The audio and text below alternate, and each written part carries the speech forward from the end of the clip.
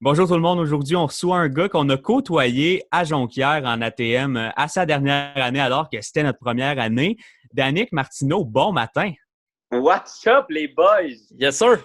Je voulais vraiment commencer en te parlant d'une Yes! chose que j'ai vue sur les réseaux sociaux il y a une couple de jours. Tu avais l'air un peu fâché que Maxi retire la publicité avec Martin Matt. J'aimerais savoir ton avis vraiment en mots, en parler là-dessus. Euh, je n'étais pas fâché en fait que Maxi retire la pub. Je trouve que ça, c'est un move logique. Écoute, c'est une compagnie, puis ils veulent aller dans la direction de l'opinion publique, puis c'est ce qu'ils ont fait. Fait que ça, je trouve ça bien logique. Moi, ce que je trouve un peu tannant, c'est juste la réaction du monde. Bon, j'avais pas vu la pub, je m'étais comme un peu fait une idée là-dessus avant de voir la pub. Mais tu sais, je suis quelqu'un d'ouvert d'esprit dans la vie, puis j'essaie d'ouvrir mon esprit justement sur les trucs qui me concernent peut-être pas moi-même. C'est-à-dire que tu sais, je suis pas gros, on s'entend. Sauf que là, l'affaire avec Mike Ward puis le petit Jérémy, c'est sûr que dans le monde humoristique, ça nous a shaké un peu. On se demande, tu sais, bon, ça commence là. Moi, Mike Ward, le petit Jérémy, honnêtement, mon opinion était mitigée. Tu sais, je comprends que, bon, le gag, je le trouvais bon, mais à un moment donné, il y a façon de créer des gags sans nommer des gens. Sauf que là, justement, je trouvais que c'était plus général, Maxi. Ouais. Puis, tu sais, on a nommé personne. Oui, on a grossi Martin Matt. Je pense que c'est ça l'erreur. Je pense qu'en fait, la pub aurait pu être quand même drôle puis quand même avoir le même concept sans que Martin Matt soit gros. Je pense que c'était peut-être la chose à faire. Toutefois, je commence à trouver que c'est un terrain glissant, l'humour au Québec. Mais je comprends que c'est des barèmes différents. C'était pour une publicité. Si Martin Matt avait fait une joke du genre dans son show, personne n'en aurait parlé. Ouais. Là, c'est parce que c'est pour une publicité que c'était un peu mal vu. Surtout que c'est sur les réseaux sociaux puis qu'il y a juste une minorité de gens qui ont écrit ces commentaires-là qui n'étaient pas d'accord. Tu sais, c'est ça qui compte. Il y a peut-être comme 4 commentaires, mais qui ont été likés, puis finalement, ils l'ont enlevé. Tu sais. Moi, j'en ai revu plusieurs sur des articles repartagés parce qu'on s'entend que j'ai beaucoup d'humoristes dans mes amis Facebook, un petit cercle que je me suis créé au fil du temps. Puis j'ai été surpris, j'ai été vraiment étonné de voir que c'est vraiment un sujet qui est mitigé, même dans le milieu de l'humour, 50-50. Et honnêtement, j'ai de la misère à dire si c'est du monde qui essaye de mettre l'opinion publique de leur côté ou s'ils pensent vraiment ça. Puis je les crois qu'ils pensent vraiment ça, mais à un moment donné, je veux dire, je trouve qu'on en a fait pendant 2-3 jours, on parlait de ça, comme l'histoire de George Floyd, puis on s'entend qu'il y en a une qui est pas mal pire que l'autre, puis on sait c'est laquelle, puis c'est pas Martin Matt qui se déguise en gros, là, fait que... Mais je comprends en même temps, écoute, j'essaie d'ouvrir mes horizons sur l'opinion des autres. Je sais que c'est une réalité qui ne me concerne pas, mais c'est parce que je ne sais pas à l'arrêt tout la limite. T'sais, moi, je suis maigre dans la vie, plus maigre que la moyenne, et j'en ai vécu des préjugés au même titre que quelqu'un en surpoids peut en vivre. Et je me dis, ça arrête tout. Moi, si j'ai un number décrit sur les personnes qui sont maigres, puis je me moque de ça, est-ce que théoriquement, c'est mal vu parce que ça entre dans l'optique du physique qui est supposément un truc qu'il ne faut pas rire maintenant en 2020? Je ne sais plus trop. Là. C'est une idée que je me fais encore jour après jour. Mais justement, ça me pousse à te demander, tu sais, toi, je t'ai vu un peu faire quelques numéros à Jonquière. J'ai pas vu vraiment, je dois pas avoir vu l'ensemble de ce que tu fais. Est-ce qu'il y a des fois que tu as fait des trucs que là, ils te sont revenus en tête puis tu t'es dit peut-être que j'aurais pu me faire ramasser pour ça?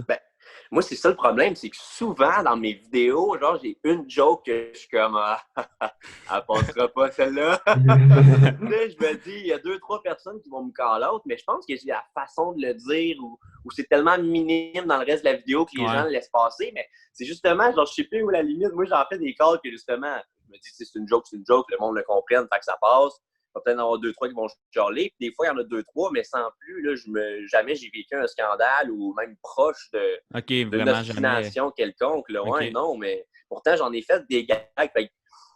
Regarde, moi, pour vrai, Martin Matt, ça m'a fait penser à une affaire. Puis c'est they want to see you rise to make you fall, là, quelque chose du genre. Là. Ils veulent te voir monter pour te regarder tomber. Moi, je trouve que ça ressemblait beaucoup à ça, ce qui s'est passé avec Martin Matt, parce qu'il me semble que l'événement était très minime pour tout ce qu'on a vécu. On s'entend aussi que c'est clairement pas son idée à lui, là, puis que lui, il en a eu pour son rhume. Là. Non, même si c'est lui qui l'a écrit l'affaire, je veux dire. Surtout, c'est Martin Matt. Je veux dire, si un humoriste random de France arrive au Québec, fait une pub, fait de la grossophobie, ça passe, t'es qui, toi, il retourne dans ton pays, puis qu'est-ce que tu fais là? Mais Martin Matt, la gang, comment? Il n'y a jamais eu vraiment de polémique autour de lui, polémique.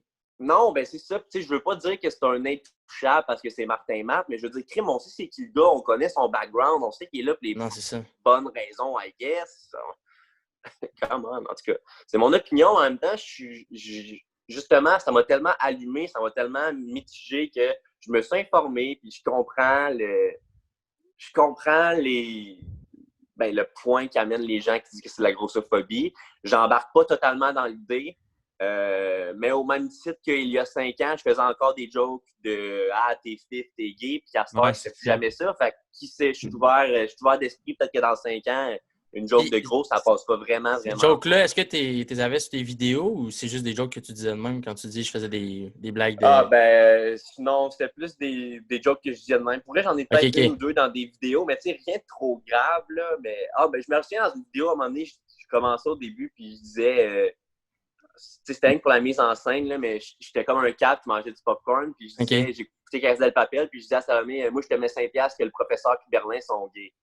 OK. Ouais. Ça veut rien dire précisément, mais en 2020, j'hésiterais crissement à dire ça. Ouais, mais est-ce que tu l'as laissé la vidéo? Pareil? Ouais, je l'avais laissé. T'en as-tu eu des commentaires? Non, tu vois. Pour pas que ça ressorte. C'était vraiment pas trash comment je l'ai amené. C'était comme un enfant de 7 ans qui fait un guess. Ouais. Bon, ben sinon, toi, comment ça va? Tu sais, t'as fait le festival il y a une couple de jours. Ça, c'était comment? C'était cool. C'est sûr que c'est des formules différentes. C'est du feedback. En fait, c'est un peu ça à quoi je suis habitué. Fait que ça me sort pas vraiment de ma zone de confort. C'était pas du stand-up parce que du stand-up sur le web, c'est vraiment dégueulasse. Là, moi, j'ai vu des gens qui étaient surpris du contenu du festival, qui s'attendaient à écouter du stand-up, mettons. Mais je vous jure que cette formule-là est beaucoup mieux que du stand-up en ligne parce que pour m'avoir fait une ou deux fois du stand-up en ligne, c'est vraiment… c'est du contenu qui est adapté dans le fond ou c'est vraiment… Ouais, c'est du contenu adapté. Nous autres, dans le fond, c'était un bulletin Sport 30 minutes, si tu veux. C'est comme si c'était Sport 30. Puis David nous envoyait son autre chronique. Bon, on a rencontré un fan du Canadien qui nous parle de son opinion sur la saison. On envoie Régent. C'était moi, Régent, qui faisait 1-2 minutes d'affaires comme ça. Okay. Fait que non, c'était vraiment le fun. Comme je te disais, ça me sortait pas de ma zone de confort. Tu sais, j'étais habitué de faire ça des vidéos dans ce style-là. Puis le feedback, c'était le même type de feedback, les commentaires en marge. Là. Puis justement, c'était cool. D'être confiné comme ça, est-ce que ça t'aide pour ta créativité? Est-ce que tu fais plus de vidéos? Absolument pas. OK, vraiment pas? Non, absolument pas. Moi, en ce moment, là, le confinement, c'est vraiment mettre une grosse couverte sur le feu parce que, en fait, ça m'aide dans la créativité dans le sens que toutes les vidéos que je fais sont en lien avec le confinement, mais ça nuit à ma créativité aussi parce que toutes les vidéos que je fais sont en lien avec le confinement. Fait que c'est-à-dire que, pour vrai, au début, je me sentais mal là-dedans. J'étais comme big. Pendant 6 mois, je ne vais pas écrire du mot, puis genre ma carrière stagne 6 mois de temps, là. Mais j'en ai parlé à plein de monde dans le milieu de l'humour, puis c'est juste, tout le monde est dans le même bateau, tu sais. Au final, dans la vie, quand on écrit, on s'inspire de notre quotidien, on s'inspire de ce qu'on vit. Là, on vit toute la même maudite affaire. Fait que si on écrit, c'est ça va faire, c'est que quand ça va être fini, on va retourner dans les salles puis on va tous avoir quasiment le même numéro. Fait que, non. Puis je pense pas que les gens vont vouloir entendre parler de la COVID aussi là, en sortant. C'est le point que plusieurs ont amené aussi. Là, en sortant de là, ça va faire quoi? Plusieurs mois, voire 1 an qu'on vit ça. Là. Je pense qu'on va vouloir passer à un autre sujet. Là. Pour revenir rapidement au Festival AA, comment ça s'est passé que tu as été invité là? C'est-tu David Bocage, pour ceux qui n'ont pas su que c'était lui? Là? C'est-tu David Bocage qui t'a amené là avec lui parce que c'est une connaissance? Ou Non, ça, c'est vraiment la petite réputation que j'ai réussi à me créer grâce à mes vidéos sur le web. Là, comme je vous disais, ça fait 1 an que je suis à Montréal. Je commence à me rentrer tranquillement dans le milieu de l'humour. Puis connaître du monde, avoir des contacts, etc. Puis ce qu'il faut savoir, c'est qu'à Montréal, au Québec, c'est important d'avoir un gérant d'artiste parce que, bon, tu veux gérer tes trucs, etc. Mais je me suis rendu compte, une chose que je savais pas, c'est que c'est les gérants d'artistes qui gèrent le milieu de l'humour, tu sais. Dans le fond, que Juste pour rire, etc., souvent, c'est plusieurs gérants d'artistes qui se travaillent, qui se ramassent dans le CA de cette organisation-là, puis qui s'en occupent, etc. Fait que juste de me faire des contacts avec ça a été payant. Puis c'est juste parce que je fais des vidéos sur le web puis que je m'auto-produis. En fait, je pense qu'il m'a donné ma chance à Juste pour rire. Eux, ils voulaient organiser un festival, écoute, avec, je sais pas, moi, 30, 40 personnes. Ça fait 30, 40 personnes à filmer qui, pour la plupart, sont pas capables de se filmer seuls chez eux. En fait, pense que j'ai été un des seuls dans le festival qui a eu le feu vert pour me filmer avec mon matériel. Même le son, c'était mon matériel. Le montage, c'est moi qui l'ai fait de mes propres capsules. Fait que c'est surtout ça qui m'a mis le pied dans la porte de Juste pour rire. C'est que, bon, il voulait faire des shows thématiques aussi, puis il voulait faire un show sport. Fait que dans ce cas-là, ouais, ça fitait énormément. Il me connaissait de mes petites chansons des Canadiens, etc.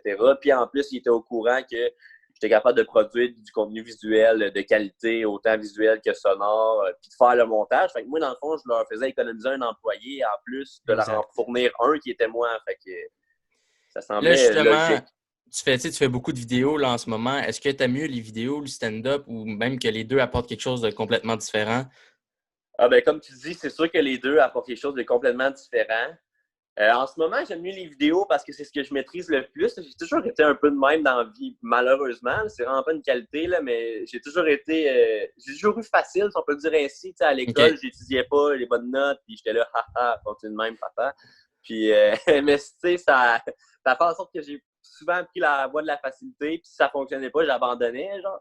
Mais là, l'humour, pour l'instant, le stand-up, c'est vraiment ce qu'il y a de plus dur parce que les réactions sont en live, fait que c'est grave des fois. Tu sais si c'est bon ou pas, puis souvent, moi, j'en veux toujours plus que ce que je m'en fais offrir, même si ça va super bien, puis que tous les humoristes viennent me voir après, puis ils me disent hey, « ça a super bien été ». Moi, si le rire n'était pas comme je m'attendais, je vais être un peu déçu. Fait que l'humour, stand-up, c'est vraiment ce que j'ai le plus à approfondir puis à me mettre en confiance moi-même. Tandis que mes vidéos, là, j'ai vraiment ma petite formule. Je sais à quoi m'attendre. Je sais que ça va virer sûrement tant nombre de views. Tu sais, j'ai fait 3 ans que je suis là-dedans puis j'analyse ça comme un fou. Fait que je sais plus à quoi m'attendre puis ça me met une certaine stabilité, un certain contrôle, une certaine confiance. Puis d'habiter à Montréal, justement, est-ce que ça t'a permis de faire beaucoup plus de bars? Je sais pas si t'en faisais avant ou... Ben oui, bien sûr, parce que c'est à Montréal que ça se donne vraiment qu'il y en a le plus, mais ça reste quand même le Dawas bouquet, ça n'a pas de bon sens. Le milieu de l'humour, en fait, est overflow, il y a trop de monde, il y a trop de monde qui savent comment faire la démarche pour participer au show. Fait que ça fait que quand tu écris une place, souvent, ça va prendre 2-3 mois avant qu'il te passe. Fait que ça fait que, à un moment donné, quand tu as fait le tour des places, tu as vraiment fait le tour du booking à Montréal. C'est dans le sens qu'il y a tellement de shows que si, genre, ils étaient tous très accessibles, puis tu avais le luxe d'y retourner 2 fois en 2 mois, ou, tu sais, ça roulerait. Mais là, c'est tellement dur de se booker. C'est peut-être parce que j'ai pas encore assez fait mon nom après 1 an, je connais pas assez de soirées, whatever. Mais ça, tu veux être booké, tu veux pas nécessairement faire des open micers et des affaires de même. Ben, non, mais dans le sens que mettons, à Montréal, il y a 40 shows par semaine, mais il y a 400 demandes. Fait que ça fait que automatiquement, 400 demandes pour chaque show parce que tout le monde envoie des demandes à chaque show tant qu'à le faire parce qu'il y a des listes de ces shows-là. Fait que c'est dur d'avoir une date cédulée. À moins que tu connaisses le monde qui anime, etc., ça va te prendre 2-3 mois. Fait que rendu là, pour vrai. Puis moi, je suis pas le genre de gars, le problème, c'est que, tu sais, il y en a qui font, ils t'écrivent pour du booking, là, si tu leur dis, ouais, je vais te donner une place dans 2-3 mois, si tu leur donnes pas une place, ils te réécrivent. Moi, je suis pas le genre de gars-là. Fait que si tu me donnes pas ma place, genre, je l'ai juste pas dans l'année parce que je veux pas te gosser, tu me dis, voyons, il tape dans mes ses nerfs, lui. Ouais. Mais c'est sûr qu'en même temps, ça fait partie un peu du domaine, non? Tu sais, d'essayer de renvoyer des demandes puis de forcer, tu sais, de rentrer dans le milieu ou... Ouais, à chacun sa façon. Moi, j'aime autant prendre mon trou puis faire 2 shows de moins puis rester avec une bonne réputation dans le milieu parce que j'ai entendu des histoires de du monde, justement, qui poussent un peu trop. OK. Puis que un peu trop, des fois, ça te met sur une liste grise que... Ah ouais? Ouais, on va t'appeler moins souvent, mon chum. Là. OK. Mais t'as le luxe en même temps de te permettre ça aussi avec tes vidéos qui marchent de façon ridicule. Là. Pour vrai, c'est fou. Jamais à ta première vidéo de chanson, je sais pas ça remonte à quand, là, mais jamais à ta première vidéo, tu devais te dire, tu sais quoi, t'as pogné 1 million de vues sur des vidéos? Ouais, mais mettons, la chanson sur le coronavirus, c'est rendu à 3,5 millions de vues au total de Facebook, YouTube. Ça n'a aucun sens. Wow. Ouais. Non, je m'attendais fuck all à ça. Ouais, Facebook, YouTube combiné, là, pas solo, là. Mais ouais, je m'attendais pas à ça, fuck all, là. C'est presque à la moitié du Québec, là. Ouais, c'est ça. C'est ça. Pour vrai, oui. Même, hein? Mais c'est une pub. C'est une pub qui est gratuite, qui nécessite juste du temps. Tu sais, j'imagine ça te prend combien de temps tourner une... Mettons, ça doit pas être tout le même temps, mais en moyenne, là, tourner, monter, tout ça. Ben, une chanson, je te dirais que l'écrire, ça peut prendre à peu près 1 heure. OK. 1 heure, souvent, c'est fini. L'enregistrer, 1 autre heure. Ça dépend. Des fois, il y a des bouts qui sont plus durs, là, mais 1 heure et demie parce que je suis perfectionniste là-dessus. Puis, mettons, l'enregistrement vidéo, ben ça, c'est ce qui est le plus long là, pour prendre plan par plan. Je dirais 2-3 heures avec 1 heure de montage. Fait qu'une chanson, pour vrai, entre 5 et 8 heures max. Mettons, puis c'est la vidéo avec la chanson tournée. Là. Qui fait 3,5 millions de vues. Ça a quand même de l'allure en maudit, là. Le côté investissement de temps, ça fait Mais c'est ça, justement. Est-ce que pour toi, les vidéos, c'est comme un investissement pour ton stand-up, pour ton image, tout ça, ou c'est vraiment une manière de faire du divertissement, peut-être qui va devenir la seule façon que tu vas produire et créer? Ah non, absolument, c'est vraiment une façon de me promouvoir. Sinon, j'en ferais pas, honnêtement. Ah, pour vrai? Ah ouais, tu sais, la première année, c'était le fun, c'était comique à faire. Sauf que là, c'est un travail, là. Je veux dire, 52 vidéos par année, je manque d'idées, surtout en temps de quarantaine. Là, si je pouvais juste profiter de la vie en ce moment, je le ferais. Là. J'avais pas à 3 mois de congé quasiment. Là. Mais tu sais, en même temps, je trouve que c'est nécessaire parce que ça m'aide vraiment pour ma carrière. Et on l'a vu, juste l'évolution que ça a eu, c'est surprenant, puis c'est vraiment utile dans le reste de ma carrière, mais c'est demandant. Puis oui, j'aime ça, mais j'aime voir le rendu final. Trouver l'idée, puis m'assurer qu'elle soit bonne. C'est comme le sentiment d'inconfort de je suis en train de produire de quoi que 120 000 personnes vont voir. Est-ce que ça va être bon?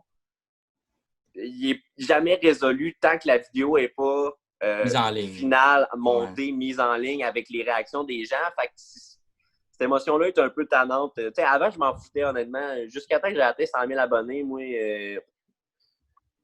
dans ma tête, il n'y avait pas tant de monde qui m'écoutait. Puis, mais est-ce que ça sort toujours de ta tête, les idées, ou souvent tu te fais du brainstorm avec des gens, des amis? Non, je suis vraiment solo dans ces affaires-là. Okay. Écoute, ça fait 3 ans que j'en fais tout seul. Puis même que juste pour rire, j'ai trouvé ça dur au début, avoir à m'asseoir avec une équipe, puis en discuter, puis mes propres idées soient remises en question. Non, je suis vraiment... ça fait tellement longtemps que j'en fais, j'ai tellement développé ma propre idée de comment ça marche. Puis on aurait dit que dans ma tête, c'est une formule, puis c'est cette façon-là. Fait que des fois, quand d'autres personnes amènent d'autres opinions, d'autres idées, je suis toujours ouvert, mais des fois, je suis comme... j'ose pas, j'hésite, whatever, mais ouais.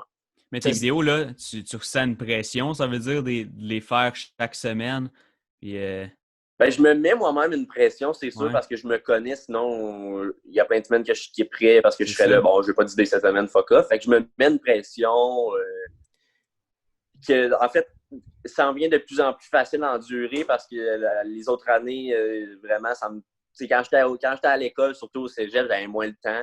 Fait que là, des fois, des semaines, quand j'avais pas d'idée, ça me tapait vraiment sur le chou, puis j'avais envie d'en profiter avec mes chums, puis j'avais pas envie de me pogner à faire ça, mais je me botte moi-même les fesses, puis j'ai appris à me créer un rythme, une routine aussi qui fait en sorte que c'est plus facile, puis je réinvestis mes idées, etc. C'est de l'essai-erreur, puis essayer de rester motivé le plus possible, mais je le sais qu'il faut que je le fasse parce que, mon Dieu, que je suis... Là, ça doit déjà l'être, mais ça doit être payant sur YouTube, le nombre de vues que tu fais. J'imagine que ça doit quand même te revenir un peu d'argent là-dedans. Mais si un jour, mettons, tu fais beaucoup plus d'argent sur YouTube puis ça devient quasiment autosuffisant, est-ce que tu pourrais continuer à juste faire des vidéos ou tu veux vraiment t'axer sur le stand-up, l'humour puis pouvoir vivre de ça?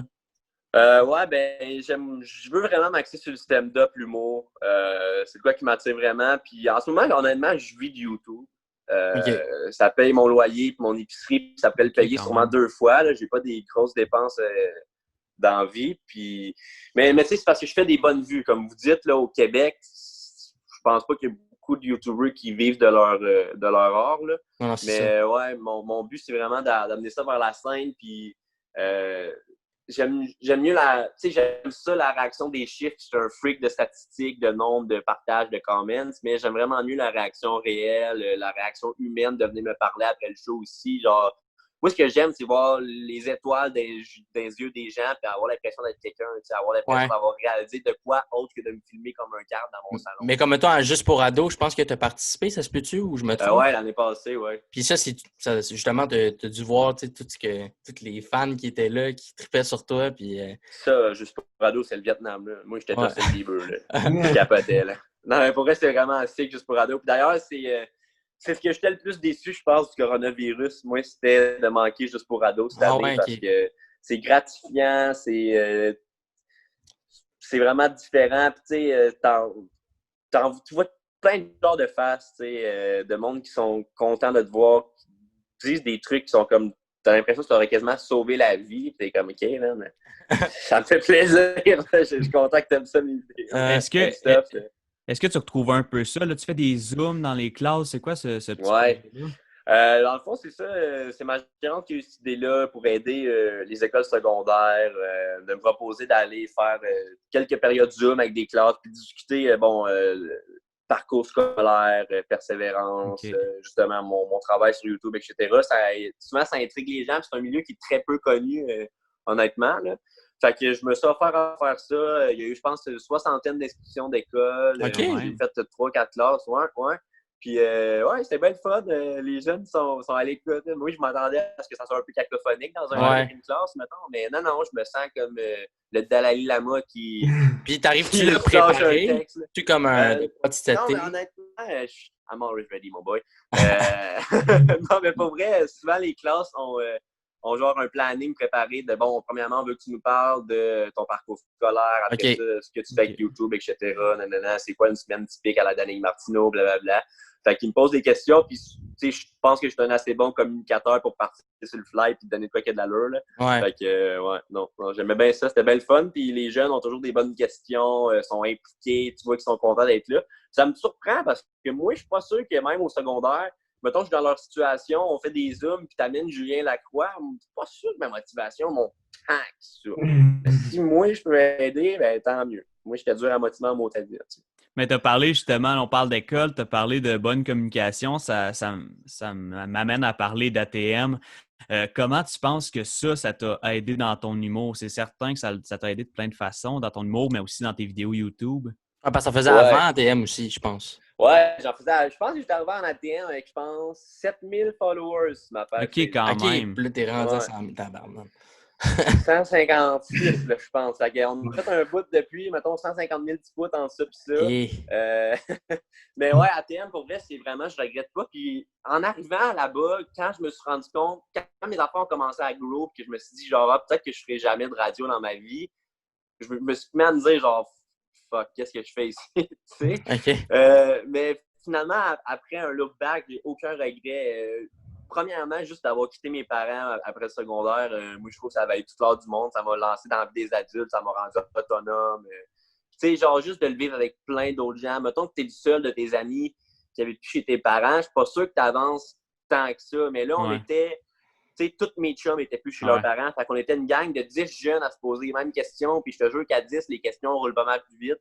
Fait que ça m'a mis dans le monde des adultes. Deuxièmement, juste l'étude en radio... Par exemple, apprendre à faire du montage sonore pour des pubs, ben, si j'avais pas appris ça, jamais il y aurait de chanson d'Annick Martineau parce que j'aurais jamais su comment utiliser un logiciel de montage. Fait que non, ça m'a amené ça.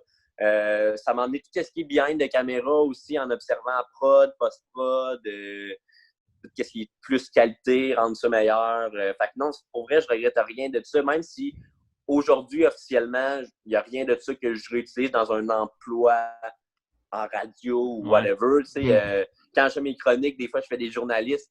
Grâce à mon cours, ça a de l'allure comme journaliste. Fait que, ça me permet d'intégrer ça dans mon humour puis de réutiliser. Puis je pense qu'en fait, comme tu dis, je suis juste rendu un meilleur communicateur aussi. Puis ça peut juste être utile dans un milieu où la communication est ma seule arme. On a fait un petit jeu la semaine passée avec Matt Duff. Là, LT, c'est là que tu entres en action. Tu peux préparer ton petit jeu. Dans le fond, c'est tout simple. On te montre des photos d'endroits à Jonquière, puis tu nous dis ce qui te flash. L'anecdote. Ça va te ramener en arrière un peu. Okay. Mais comme, mettons, là, toi, tu étais aux résidences à ta première année? Yes, right. Puis tu étais un étage de gars, je pense, c'est ça? Vous étiez le 10, si je me souviens bien? Ben, moi, je n'étais pas officiellement au 10, mais ma crew était au 10, yeah, right. OK, comme moi. Bon. ATM, j'ai fait une petite présentation orale. Ça commence comme ça. Donc, on commence ici avec la salle François Brassard. T'as-tu quelque chose, c'est déjà par spectacle, une anecdote à raconter? La première fois, tu es monté sur scène, hein, dans cette salle-là? La première fois, c'était à par spectacle, ouais. OK. Puis, mais c'est pas la première fois que je suis monté sur scène en général, par contre. T'avais fait ça en spectacle? Ouais, j'avais fait du secondaire en spectacle, des trucs comme ça, puis j'avais organisé des petits shows dans ma région, etc. Mais la première fois que je suis monté au cégep, ouais, c'est ça. La première fois que je suis monté sur la scène quelconque à Jonquière, c'est cette scène-là, puis c'est cégep en spectacle première année. J'avais fait le 3e, j'étais fucking content. Puis je me souviens que les 2 autres cégeps en spectacle, j'étais vraiment pas content parce que je pensais gagner. Bon, prochaine question. Mais c'est quel cégep en spectacle que tu as commencé à chanter puis qu'après ça, tu as fait. Lui, ça m'avait. Ouais, c'était bon, avec le piano. T'étais-tu là au show, Max? Non, j'étais pas là, je le regardais en live chez nous. Okay. Ouais, non, c'est ça. Puis non, mais je niaisais pour vrai, je pensais pas gagner de By the Way. Là, il y avait trop de talent au cégep de Jonquière à cégep en spectacle. Mais la 2e année, justement, la 3e année, j'étais vraiment fier de mon number, justement. J'avais fait à croire que je faisais une chanson cette année-là. Puis, comme de raison, tout le monde dans la salle pensait que je faisais de l'humour. J'ai commencé, puis le monde y croyait. Puis finalement, j'avais tout chié ça. Non, c'était bon. J'avais bien du fun. C'était excellent. C'est bon, gars. Ça, c'était ton idée, là, aussi, là, 100%, là. C'est ça qui est cool. Ah ouais, ça, là, c'est parce que... Mais en fait, je m'étais inspiré un peu... l'année d'avant, je pense qu'il y avait Guillaume Lessard qui avait commencé un numéro, mais tu sais, lui, c'était plus clair. Là, on le savait que c'était fake au début. Il faisait, je pense, un faux magicien, puis après ça, il transformait ça en numéro de chanson. Mais tu sais, lui, on le savait que ça s'enlignait vers ça. Okay. Moi, je me suis dit, genre, oh my God, mais Dan, t'es un gars un peu artistique, t'as fait quelques chansons, genre... Je pense que le monde peut y croire. Ouais. Tu vas faire croire que tu chantes. J'y croyais. Là, c'est ça. J'ai fait en sorte que le monde, ils ont vraiment cru de A à Z. Puis là, d'un coup, pow, tu y crois plus. Là, ça veut dire que tu t'es pratiqué chez toi avec la trame sonore, pour être en même temps. Ah, je me suis pratiqué fucking. Ah, puis pour vrai, parce que j'avais jamais chanté dans un micro. Puis j'avais tellement peur que ça sonne pas bien dans la salle. La trame était préenregistrée. Ah ouais? Ouais, c'était tout préenregistré. C'était du lip-sync que je faisais sur la scène. Aïe, aïe. C'est hot, tu vas pouvoir dire que t'as fait ça, là, du lip-sync. Ouais. Moi, mon souvenir de toi que j'ai là, c'est à un spectacle que tu avais fait à notre première année en ATM. Puis tu avais fait une blague sur moi. Est-ce que tu t'en souviens? Ah ouais, je me souviens pas c'était quoi le corps, par contre, mais je me souviens... Ouais, moi non plus, c'est flou un peu, mais en tout cas, c'est tout. J'avais bien ri. En tout cas, on peut passer à la prochaine. Prochain lieu.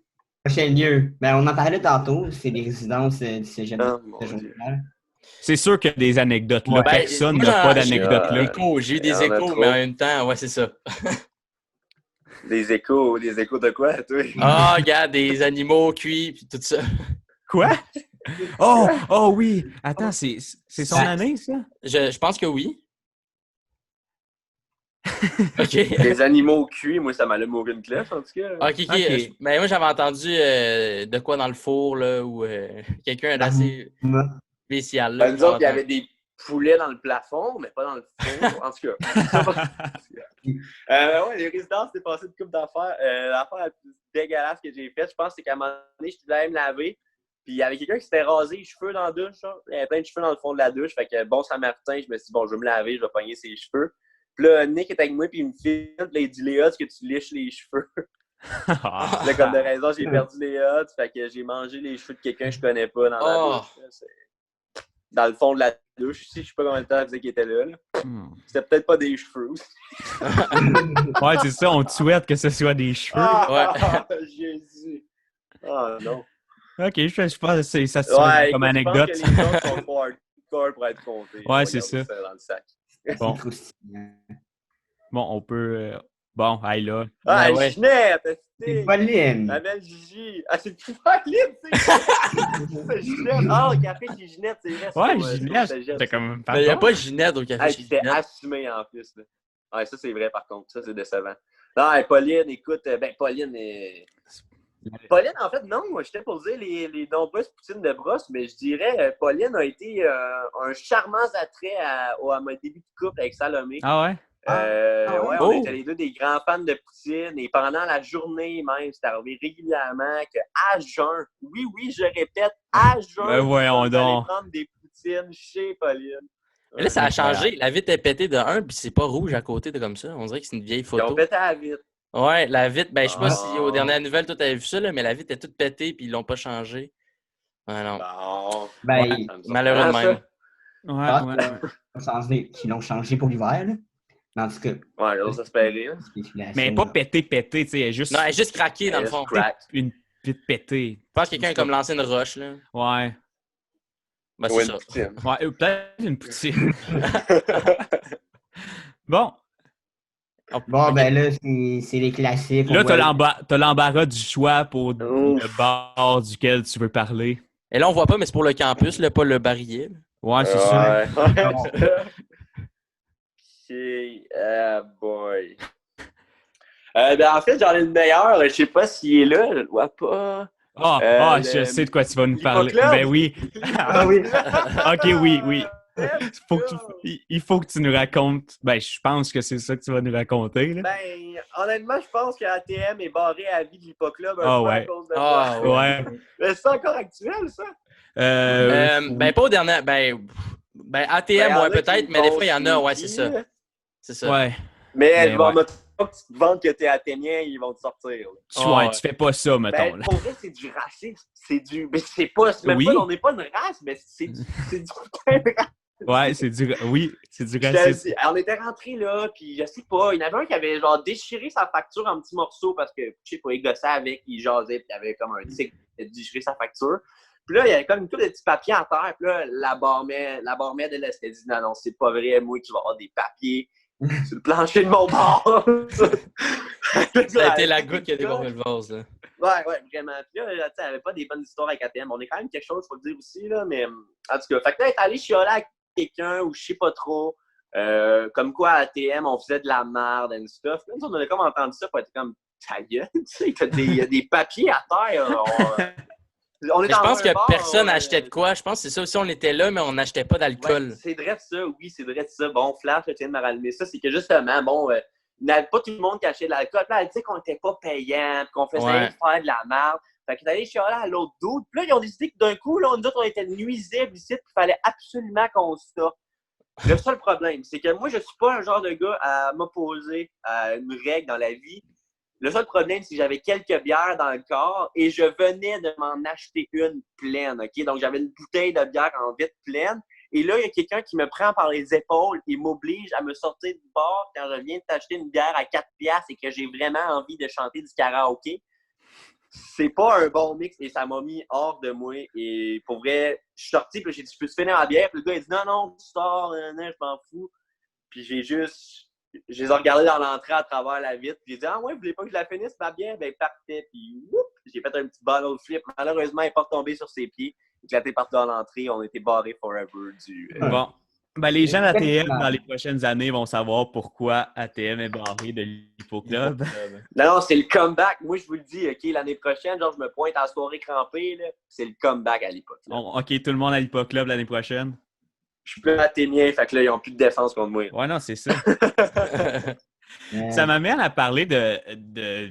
On reste un peu dans ATM. Ton stage, c'était où? C'était quoi? Moi, mon stage, c'était à. Ouais, drette ça, CIBL, radio communautaire à Montréal, drette à Sainte-Cat, beau petit spot, drette dans le quartier des spectacles. Ouais, c'est beau. Mais ouais, maison, c'est trop beau, en fait. C'est pour ça qu'ils n'ont pas d'argent et qu'ils sont vraiment dans le trou. Okay. C'est vraiment une mauvaise localisation pour une radio communautaire. Ça coûte bien trop cher le logement et stuff, ils se mettent dans le trou, whatever. Tout ça pour dire que ouais, j'ai fait mon stage là.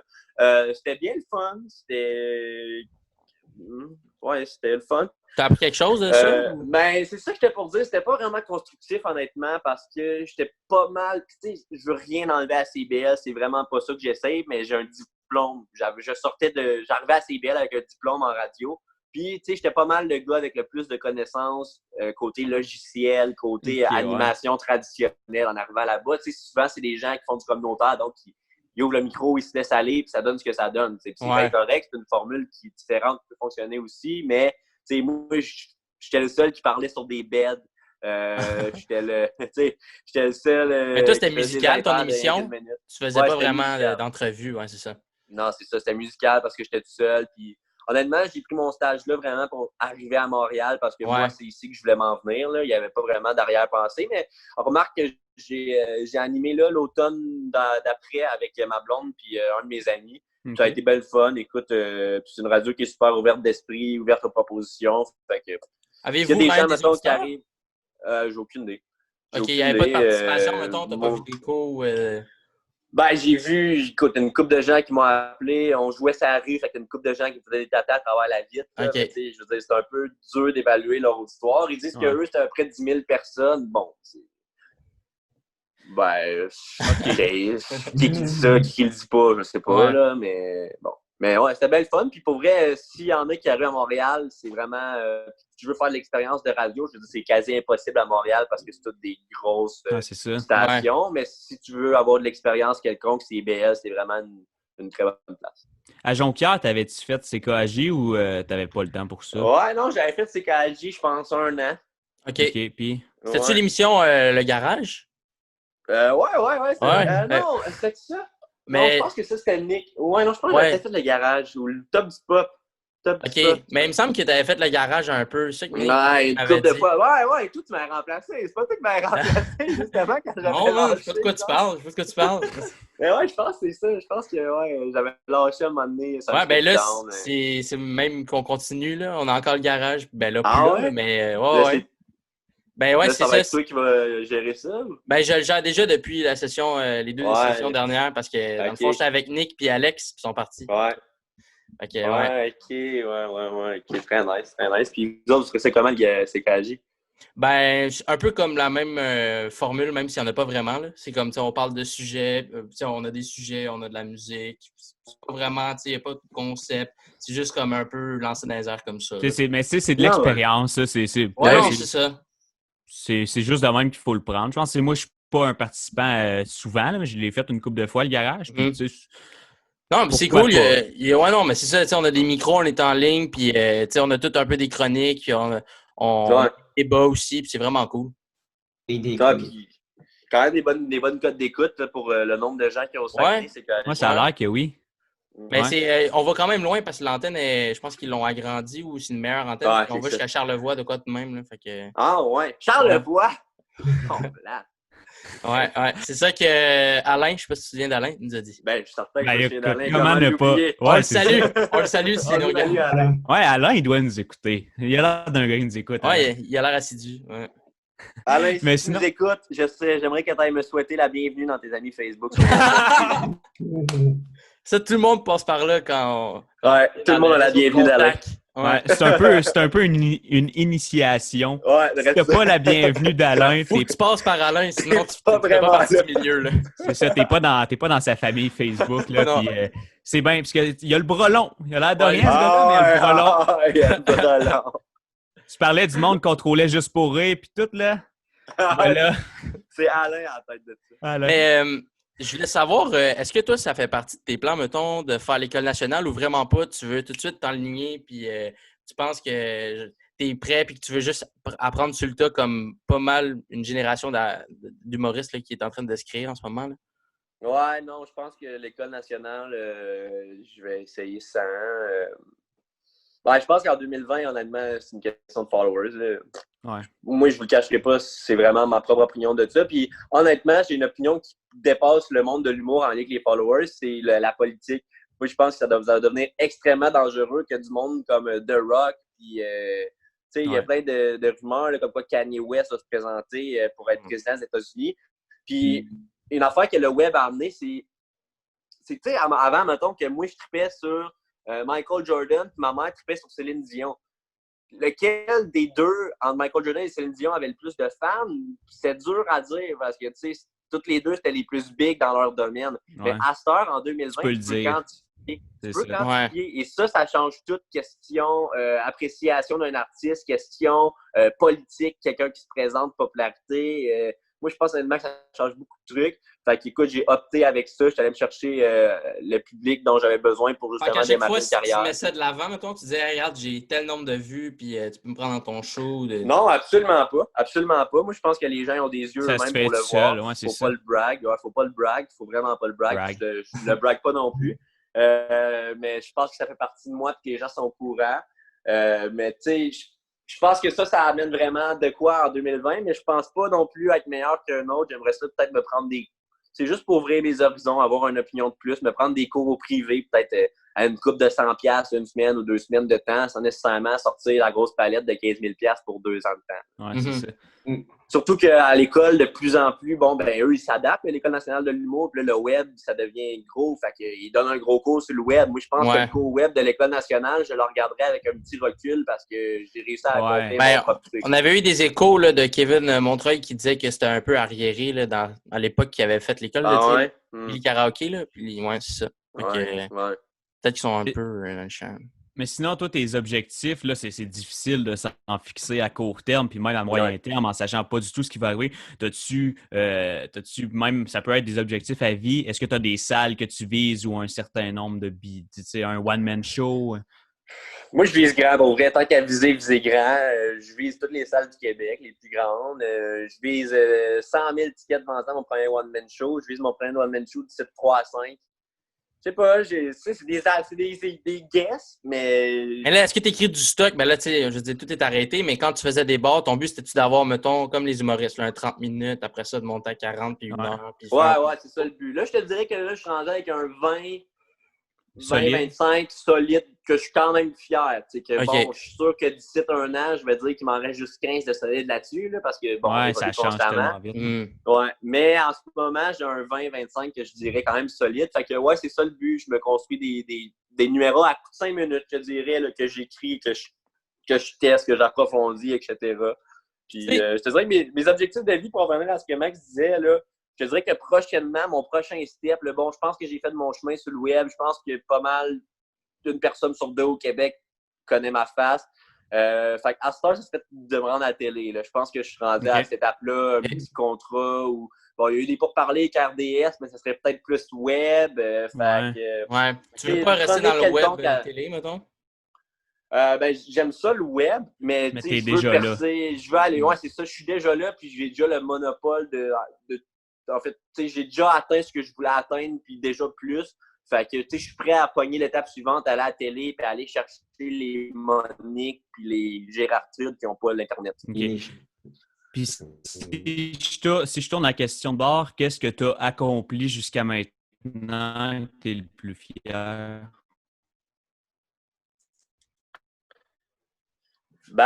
Mon web, c'est sûr. Parce que ça, c'était mon but.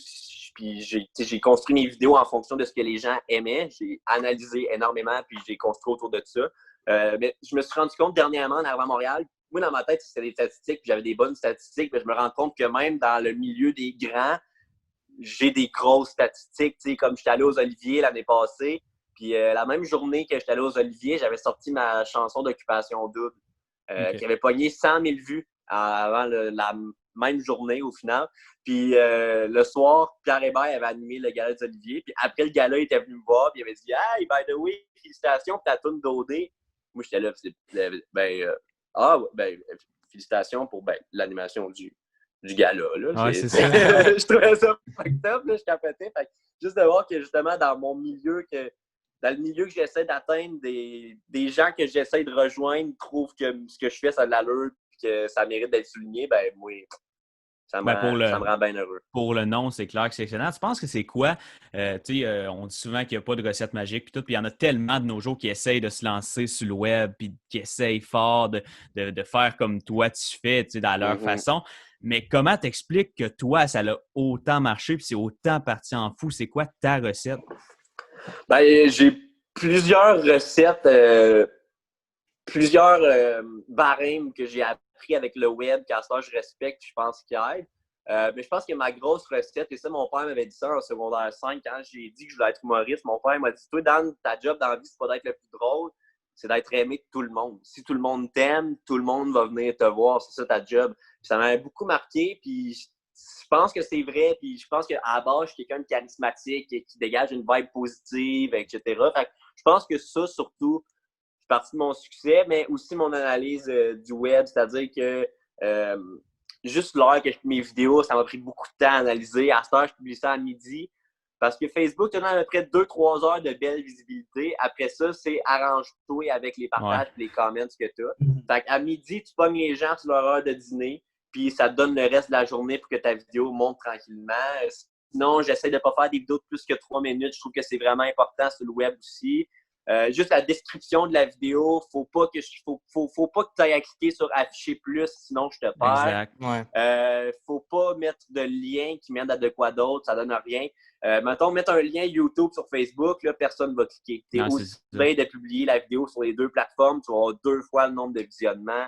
Fait que, tu sais, tout plein de petits actus comme ça que j'ai appris à gérer, à comprendre. Puis, c'est juste la façon que je faisais mes vidéos avant, c'était faire rire les gens. À cette heure, c'est même pas ça mon point numéro 1 dans la vidéo. Oui, je veux que tu sois diverti, mais mon point numéro 1, c'est je veux que ça te rejoigne. Je veux que tu te sentes concerné par ça pour aller chercher ton clic partage. C'est pour ça que je fais des chansons, tu sais, pas des chansons, je dis des vidéos, mettons, les Québécois à Cuba, puis que je fais rien que dire plein de phrases que les Québécois disent.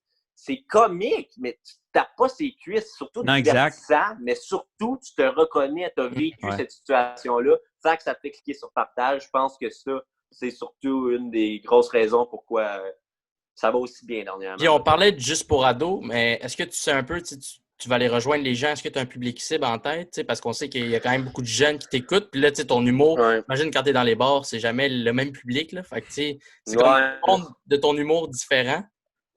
Ben, moi, pour vrai, ça en a un gros problème pour moi, c'est que j'ai envie de plaire à tout le monde. Autant les jeunes, je sais que mon public, c'est les jeunes en ce moment, fait que je veux les garder, puis je pense que je le réussis, mais je veux aussi aller chercher les plus vieux, fait que j'écris plus pour eux, des trucs qui vont être plus généraux, qui vont être moins rattachés à une jeunesse quelconque, ça, c'est un peu un problème, dans le sens qu'il faut que tu écrives pour ce que tu es prêt à écrire en ce moment, là, pas que tu essaies de te projeter dans le futur pour essayer de plaire à des gens. Mais malheureusement, je le fais. Je le teste, en tout cas, si ça marche pas, je vais redevenir à la personne normale que je suis, mais en fait, je suis déjà la personne normale que je suis. C'est juste que des fois, mettons, j'arrive pour écrire sur un sujet, puis je me dis, non, ça a trop un point de vue de jeune, je vais prendre un autre angle, puis là, j'essaie d'écrire un peu plus pour les vieux, parce que bon, c'est eux qui viennent te voir dans des salles, mais en même temps, comme tout le monde me dit et que je me répète, les publics, ils grandissent avec toi. Fait qu'il y a 18-5 ans, mon public va avoir 5 ans plus vieux, va venir me voir dans les salles, etc. C'est juste une question de temps. Et moi-même, je suis trop jeune un peu pour me lancer à 100% dans le milieu de l'humour. Là. Mais ça te limite pas un peu dans ta créativité, puis ça te fait pas limite un peu chier de te dire tout le temps ça, de comme, faut que je rejoigne le plus grand public le plus large. Tu penses... Pour toi, c'est plus important ça que de peut-être pas te mettre certaines restrictions dans ta créativité?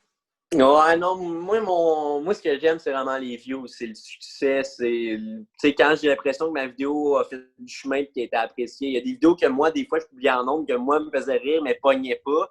Puis, c'est des vidéos que je suis plus nécessairement fier. Fait que c'est sûr que je vais faire la vidéo en fonction que les gens l'aiment, surtout que j'ai réussi au fil des années à comprendre ce qu'ils préféraient dans mes créations. Mais je me restreins pas nécessairement artistiquement là-dedans, par contre.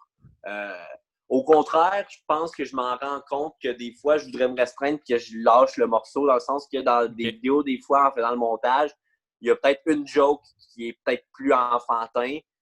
Une joke plus sexuelle ou plus de phase anale, si tu veux. Là. Fait que je me dis, genre, je pourrais l'enlever. En même temps, je me dis, non, tu sais, c'est de même que je me suis rendu là. C'est en faisant ces jokes-là que je me suis rendu à 150 000 abonnés, puis ils s'attendent à ça, puis au pire, ils n'aimeront juste pas cette joke-là. Non, c'est ça. Mais je vais la laisser là pour les jeunes puis les gens qui vont l'aimer. Fait que, Mais je reviens à une autre chose que tu as dit tantôt, puis c'est quelque chose que je trouve super cool dans tes vidéos, c'est que justement, comme tu as dit, on n'a pas toujours envie de se claquer ses cuisses puis de se pisser dessus tellement que c'est drôle. Souvent, c'est juste un sourire, puis tu passes 2 minutes à regarder ta vidéo, puis tu as le sourire 2 minutes. Puis je pense que ça fait du bien aux gens. Tu sais, on est habitué en humour aujourd'hui que ça soit punch le plus possible parce que... C'est le stand-up qui revient. Puis... c'est le stand-up qui revient. Puis c'est souvent sur Facebook, c'est des extraits de shows, c'est des choses justement faites pour qu'on se claque ses cuisses. Je trouve que ça fait partie du charme de tes vidéos de justement pas viser nécessairement punch, mais de dire le monde va passer un bon moment. Puis, tu sais, limite, des fois, tu vas même dans l'émotivité un peu, tu sais. Tu sais, qu'on garde tout un petit sourire, puis c'est juste très sympathique. C'est très format YouTube aussi, je trouve. C'est ça qui est cool. Parce que souvent, les capsules humoristiques, c'est souvent un sketch, mais il n'y a pas vraiment de jeu de montage. C'est souvent juste des cuts, tu sais. Là, des fois, il va y avoir des zooms, il va y avoir des filtres, genre, tu sais, gris pour donner un ton plus triste. Tu sais, du petit piano, genre, tu sais, ça bouge beaucoup. cote, puis ça amène une autre dimension. Ouais, exact. Ben, first, merci les boys, c'est super smart. Puis, ouais, je trouve aussi. Puis en fait, je trouve que ça joue un peu avec mon rôle de pas trop en vendre sur le web, dans le sens que ce que je produis sur le web, c'est très différent de ce que Danick Martineau produit sur la scène. Puis je pense que ça a son cachet parce que sur le web, comme tu dis, on se tape pas ses cuisses, mais on trouve ça divertissant, ce qui est suffisant pour avoir ton follow. C'est ça. Et une fois que j'ai ton follow, ben là, je peux réussir à te ramener dans une salle de spectacle. Et là, ça va être vraiment plus du punch, et on est là pour rire. Ouais. Mais non, c'est ça, le web, je trouve que c'est une bonne façon de montrer ta personnalité aussi, puis juste ta vibe. Parce que au final, quelqu'un dans la vie, tu vas feel sa vibe assez vite, puis tu vas savoir genre si tu fitterais avec cette personne-là ou pas. Fait que je trouve que mes vidéos, juste que ce soit divertissant, sans nécessairement être comique, ça montre quelle personne j'ai l'air d'être. Puis ceux qui savent qu'ils me sentent, qui seront pas capables de me sentir, genre ils le voient assez vite, puis ils ne vont pas me voir en show. Ouais. Mais en même temps, ça réserve une petite surprise pour les gens qui viennent me voir en show. C'est différent, c'est plus punché.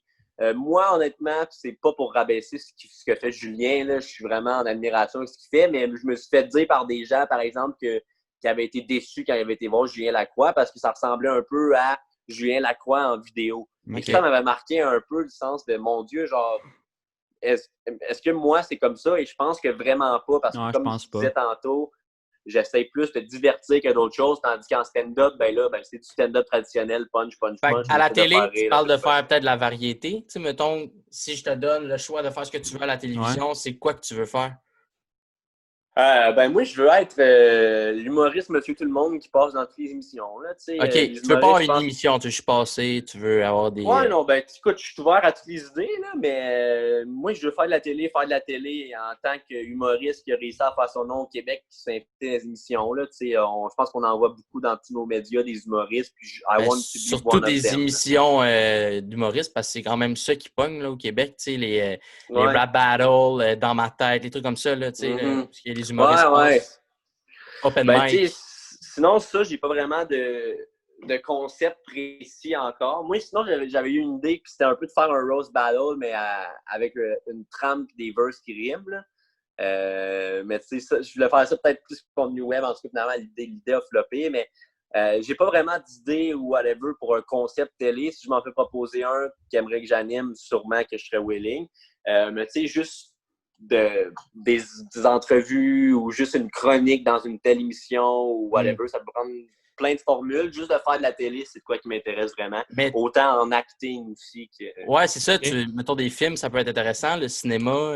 Vraiment, vraiment. D'ailleurs, on a commencé à regarder ça avec mes gérants. Si c'était pas du coronavirus, j'aurais pris des cours en acting et j'aurais passé des auditions en septembre pour une télésérie québécoise.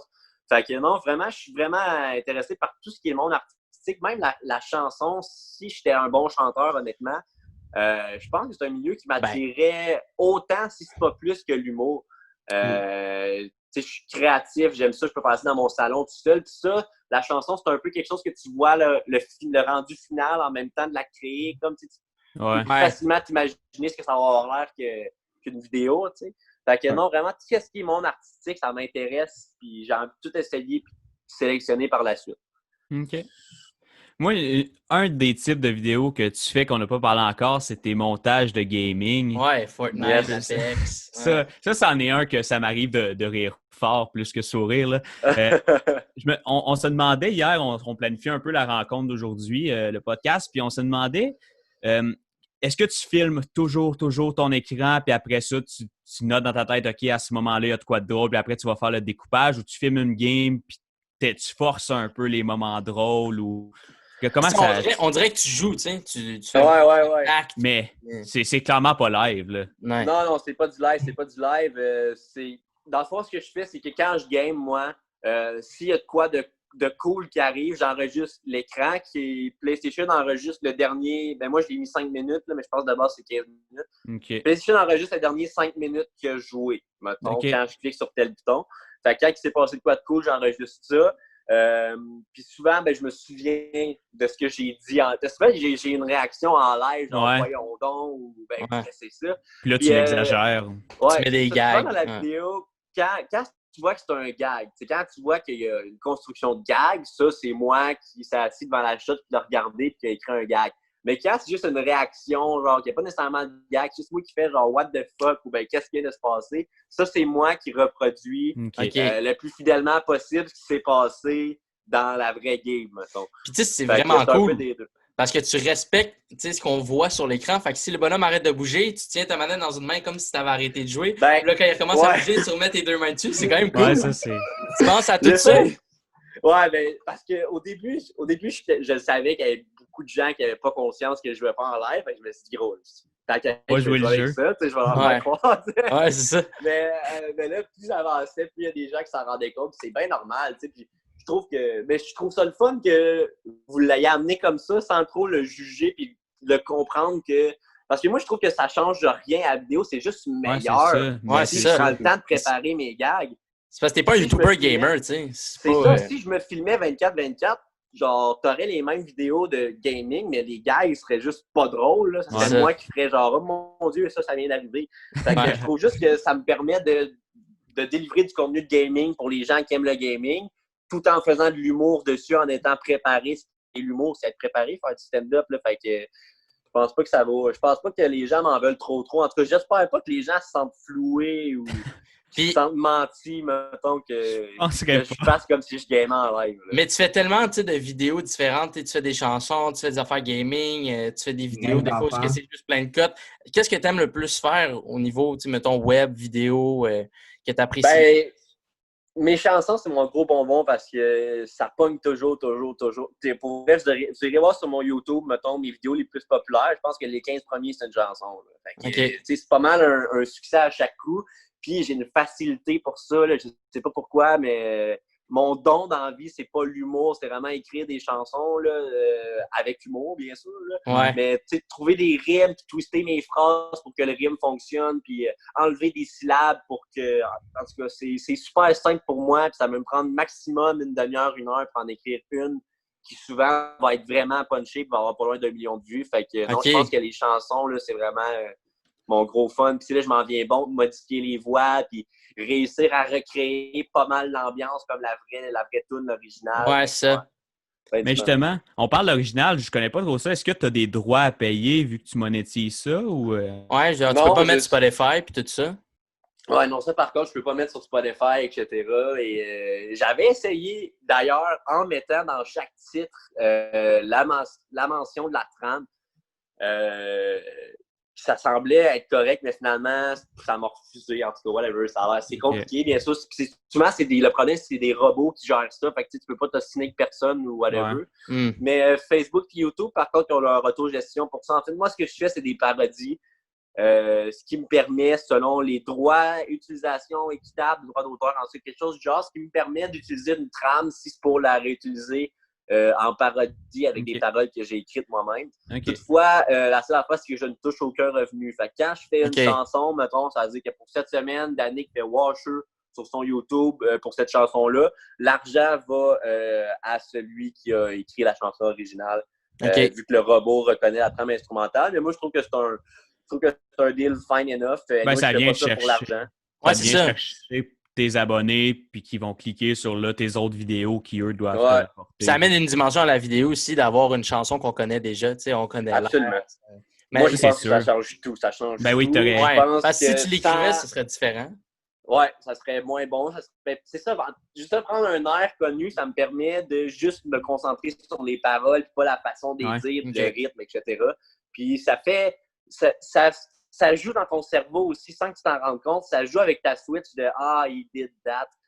Parce que tu te rends compte inconsciemment des vraies paroles qu'il y a derrière. Puis des fois, je parle vraiment quasiment le même frame de paroles. Puis ton cerveau inconsciemment, il s'en rend compte. C'est comme satisfaisant. Ça te rentre dans la tête. Ouais, c'est ça. Ouais, vrai ça.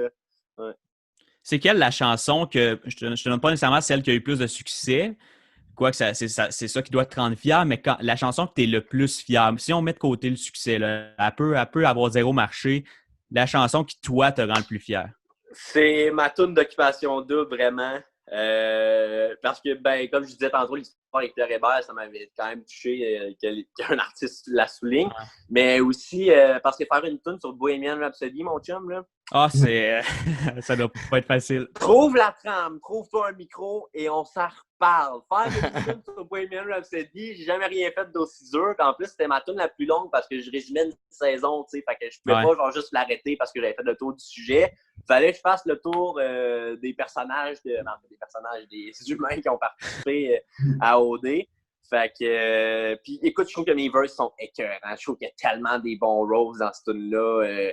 Tu sais, quand je dis le père de ses enfants pour parler du chum de Claudie, je trouve que c'est un gros corps.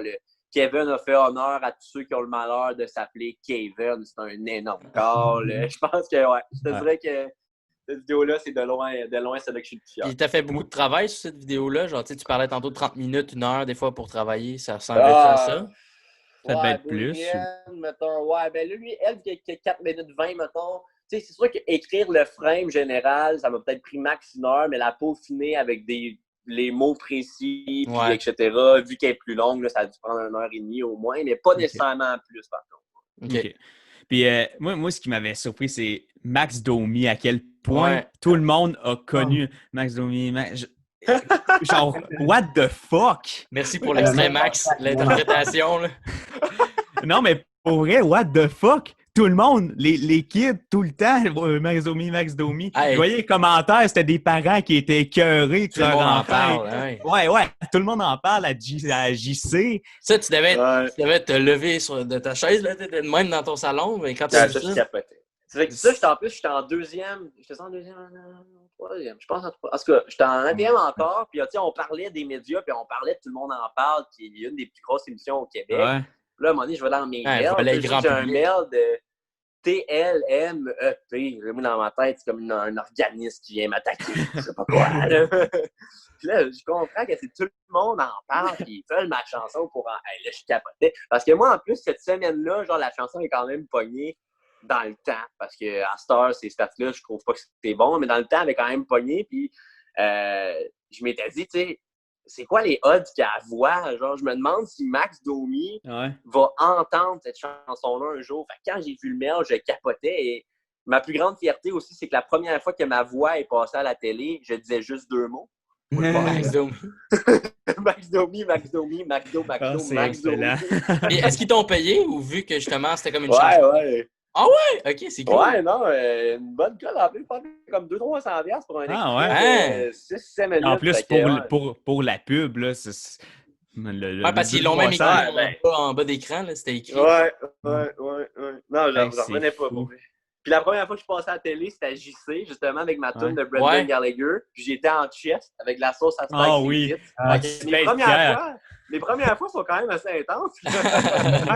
Ah non, c'est vrai, j'avais oublié que c'était celle-là, je sais, puis j'avais oublié les images, mais là, maintenant que t'en parles, ça va bien. Eux autres aussi ont communiqué avec toi? Ou ils ont juste... ouais, non, ça, c'est Geneviève Tardy, la co-animatrice de JC, et aussi la blonde de Charles Hamelin, qui m'a inbox pour me dire « Hey, j'ai vu ta tune sur Gallagher, j'aimerais ça en faire passer à JC, il trouvait ça vraiment bon. » Puis tout, fait que j'ai dit « Ouais, avec plaisir. » Puis elle a continué par la suite à leur passer ma deuxième tune de Carey Price aussi. Fait que tous les joueurs des Canadiens, là, ça te donne du succès pas mal. Écoute, moi, j'ai 2 choses à te dire, mon chum. J'étais tellement excité, OK? J'ai slide dans les DM de Philippe Dano l'autre jour pour mon fameux tournoi NHL. Ça a pris 15 minutes avant qu'il me réponde. 15 minutes rejoindre un joueur canadien de Montréal! Mais justement, ton tournoi d'NHL, Kim, on allait oublier d'en parler. Je pense que ça va être pas mal le dernier sujet. Comment tu as eu cette idée-là? Comment tu as mis ça en place? Puis comment ça s'est passé? Toutes les questions d'une shot. Ouais, donc. Bon, ben là, ça faisait 1 an que j'étais arrivé à Montréal. Fait que je commence à me sentir à ma place. Je commence à sentir que j'appartiens à de quoi de plus gros. Montréal, c'est l'étape suivante dans ma tête. Là. Puis, je commence à me sentir dans le milieu artistique un peu plus, avoir ma place, etc. Fait que je m'étais dit, bon, pendant la quarantaine, personne n'a rien à faire. Je peux organiser un tournoi d'NHL d'influenceurs, donc de monde qui ont un lien avec le monde du sport ou whatever. Puis c'est ça, j'ai commencé à faire le tour, je voulais faire de quoi de cool. Fait que j'ai écrit à du monde qui m'ont presque tous répondu positif. Pour vrai, je pense que le seul qui m'a turned down, c'est Étienne Boulay, c'est parce qu'il n'y avait pas de PS4. Fait que j'étais vraiment content. Puis j'ai écrit à ben du monde. Puis aussi que je m'en allais avec ça. Bon, j'avais pas de bon à dire. Ah ouais, puis c'est ça. Puis là, j'ai Max Comtois qui a joué dans mon tournoi NHL. Ça, je trouvais ça bien nice. Puis lui, il joue avec les Ducks d'Anaheim. Puis là, à un moment donné, je suis sur mon cell. Puis le tournoi, il vient de commencer. Genre, je peux plus rentrer personne. Il est trop tard. Puis je vais dans mes DM Instagram et j'ai un DM de Nicolas Deslauriers. Oh! J'ai un DM de Nicolas Deslauriers qui slide dans mes messages pour me demander. Il dit qu'il voulait participer à mon tournoi d'NHL parce qu'il voulait casser Comtois. Il dit Comtois, il y a la chienne que je participe, fais-moi rentrer. Puis moi, j'étais là, mon Dieu, je vais dire non à un joueur de la NHL.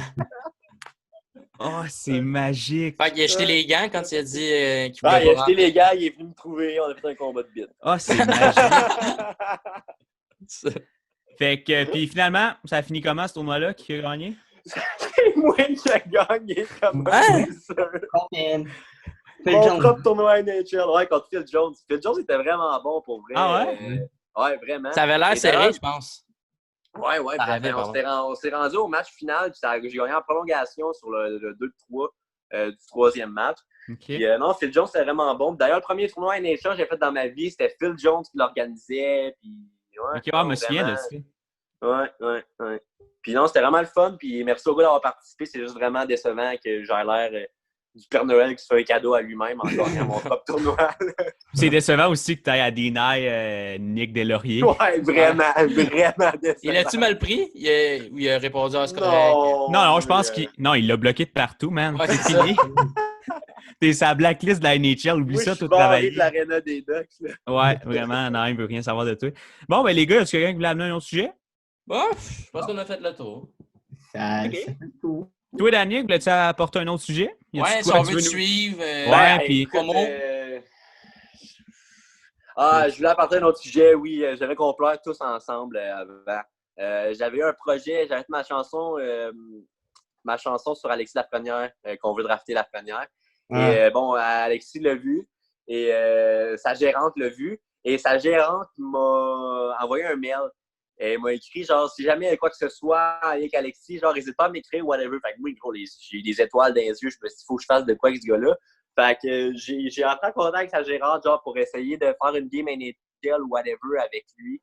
Puis, elle m'avait répondu, genre, malheureusement, je veux garder Alexis, genre, je veux qu'il reste chez eux à faire ses trucs pendant le confinement. Mais j'aimerais ça qu'on se reparle pour de quoi de plus gros par la suite de tout ça. Fait que j'ai passé à ça, de faire de quoi de gros avec Lafrenière, sauf que là, selon toi, il va être drafté avant qu'on ait la chance. Ouais, non, c'est ça. Rip, dans un ça reste à voir. Ouais. J'irai le voir à Détroit. Pleurons. J'irai le voir à Détroit. Ottawa. Moi, je veux le voir à Ottawa. Je rêve de le voir à Ottawa avec Byfield. Tu es un fan d'Ottawa, en plus? Ben, je suis un fan de Brandstrom, donc là, je deviens un fan d'Ottawa. Fédéraliste, là. Ouais. Ah ouais, c'est ça. Oui. Non. Bon, ben, pour vrai, un gros merci. Ça a été super le fun. Vraiment. Merci à vous autres, les boys. Vraiment, c'est vraiment nice. Yes, good. Fait que, puis salut tout le monde qui a écouté. Merci. Puis, merci. À la prochaine, là. Yes. Yes, sir.